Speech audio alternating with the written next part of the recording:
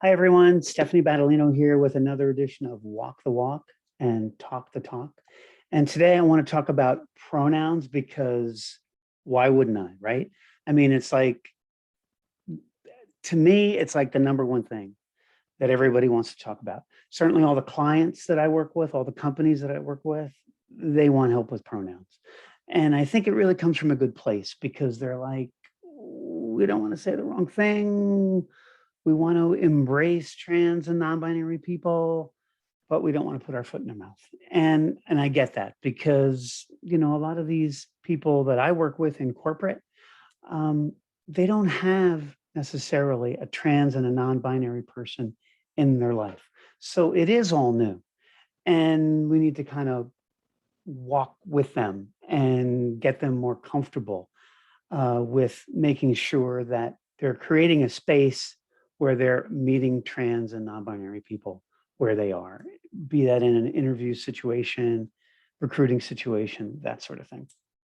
Um, what I would say is, in my own personal experience, that pronouns are among the smallest of the words in the English language. But when they are used incorrectly, they really can cut like a knife. And trust me, I have been on both sides of, I've all sides of that. Um, I get misgendered occasionally. Um, yeah, and it still kind of hurts. You might think, oh, Steph, you're out there and doing all this work, and it really doesn't matter. You're kind of bulletproof. And I'd like to tell you that, but then I'd be lying, and I don't want to lie. So that's why pronouns are important to me personally. So just a couple tips. Nothing super intense, but at the end of the day, when you're meeting a trans person for the first time, um, use their chosen name. I mean, that's the easiest thing, right? Um, but if for some reason you have forgotten or that person doesn't share their name, then what you might want to do is you might want to create space to have that conversation by stating yours during your introduction. Believe me, I have been on that in that sort of conversation, and I have to tell you, it's it tells me a lot about the person. Not only that they, respect me and the interaction they're about to have, but they also are very mindful and perhaps are even an ally. It's all positive stuff. And so it's a good thing to do that. For the longest time, we've said, well, ask the person, what are your preferred pronouns? And you can certainly do that because the one thing you never want to do is assume. And we all know where that goes, right? Um, but I think it's even a better step to state yours up front so that again you're creating that space, and I think that's really really important. Keep in mind that people, trans and non-binary people, will use she and her. They'll use he and him, and they'll use they and them.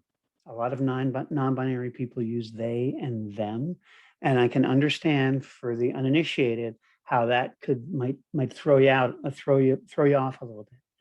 But it's where you have to kind of slow down your mind and your mouth when you're using they and them pronouns in places and sentences where perhaps you haven't used them before.